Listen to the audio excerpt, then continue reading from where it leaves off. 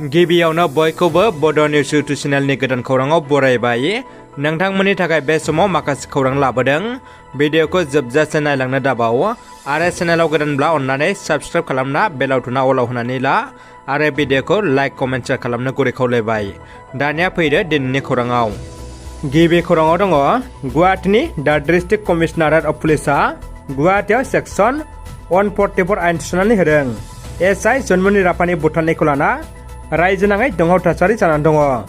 गुवाहाटीयाव माखासे आफादफोरा खुद्रिसानाय हानजा सिनायनि थांखि लानायनि खौरांखौ मोननानै दा डिस्ट्रिक्ट कमिशनारेट अफ पुलिस गुवाहाटीआ सेक्सन 144 आयेन थिसननानै होदों।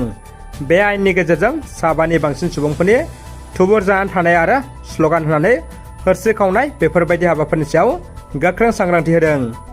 बर' फिसा डक्टर सांग्रां गोरा ब्रह्मआ अल आसाम फुटबल एसोसिएशननि गाहाय नेतारि महरै सायख'जाबाय। अल आसाम फुटबल एसोसिएशननि आफादगिरि महरै बोदोले आरो गाहाय नेतारि महरै डक्टर सांग्रां गोरा ब्रह्मखौ सायख'बाय। बेनि थाखाय डक्टर सांग्रां ब्रह्मआ गावनो बे खाबुखौ होनायनि थाखाय आसामनि गिबि मन्त्रि डक्टर हिमन्त बिश्व शर्मा आरो एमएलए जयन्त बसुमतारीजों लोगोसे बिटिआरनि मावफुं सोद्रोमा दावबायसा बर'मोनखौ साबायखर बावहरो। मेक्सिक' गुलि गावनाय जाथायाव 10 सुबुंनि जिउ खहा जादों होननानै सुलुंनिफ्राय मिथिनो मोन्दों। थांनाय 20 मे खालि मेक्सिक'नि बाजा केलिफर्नियायाव मोनसे कार रेसिं श'आव गुलि गावनाय जाथाय जादों होननानै खौरां मोन्दों। बे गुलि गावनाय जाथायाव गासै 10 सुबुंफोरनि जिउ खहा आरो 9 सुबुंफोरनि गोब्राब जखम जादों होननानै मिथिनो मोन्दों। जिउ खहा जानाय गासै सुबुंफोरखौ रड रेसार्स होननानै मिथिनो मोनबावदों। गुलि गावनाय दायनिगिरिनि सोमोन्दै दासिमाव जेबो मिथिनो मोननाय जायाखै। एसआइ जन्मनि राफानि सन्देह गोनां जिउ खहा जानाय जाथायनि उनाव रायजोनि नखर बिफाना 72 घन्टानि गेजेरावनो गोबां सोलाय सोल' खालामनो थाखाय थांखि लादों।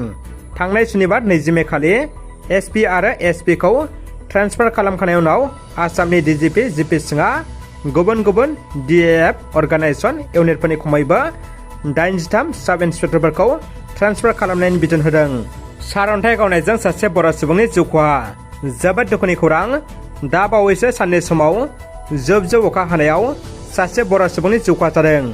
चिरां जिल्लानि बिजनि मंगलियान गयबारि गामिनि 42 बोसोर बैसोनि आबादारि लिरथुम गोरा बसुमतारीया गिख्रंथाव सारअन्थाइ गावनायजों अबथारा जिउ गोमाबाय।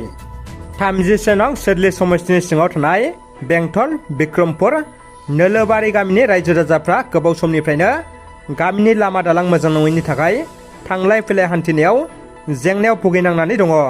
नोलोबारि गामिनि रायजो राजाफ्रा गोबाव समनिफ्रायनो गामिनि लामा दालां मोजां नङैनि थाखाय जेंनायाव भुगिनांनानै दङ। बेनिखायनो गामिनि रायजो राजाफ्रा सरकारखौ लामा दालांखौ फोसाबना होनो खावलायहरदों। जोबोद गोजोनथाव खौरां। आसामनि थागिबि आस्था चौधुरीया सानस्रिनाय बादायलायनायाव सनानि मेडेल देरहासारनो हादों। आसामनि फिसा आस्था चौधुरीया दुबाइआव खुंफुंजानाय सेकेन्ड स्पिड इनभिटेशनेल लंकर स्मिथ 2023 100 मिटार बाटारफ्लाइ वुमेन्स सानस्रिनाय बादायलायनाय गेलेमुआव बाहागो लानानै थांनाय 20 मे खालि सनानि मेडेल देरहासारनो हादों।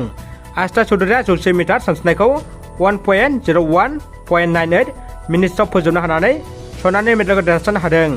आस्था चौधुरीया बे मेडेलखौ देरहासारनो हानानै भारतजों लोगोसे आसामाव गोग्गानाय लाबोदों। दानिया फैदो जोबथा खौराङाव। बिजनि दख'रा दुलाराय बर' फरायसा आफादनि बानजायनायाव मावफारिया जथुम हाबाफारिखौ दख'रानि गाहाय मावख' बड' हाउसआव खुंफुंनाय जायो। बे हाबाफारियाव बेखेवगिरि आलासि महरै चिरां जिल्ला दुलाराय बर' फरायसा आफादनि मानगोनां बोसोनगिरि राजकुमार मुसाहारि बिथाङा बाहागो लायो।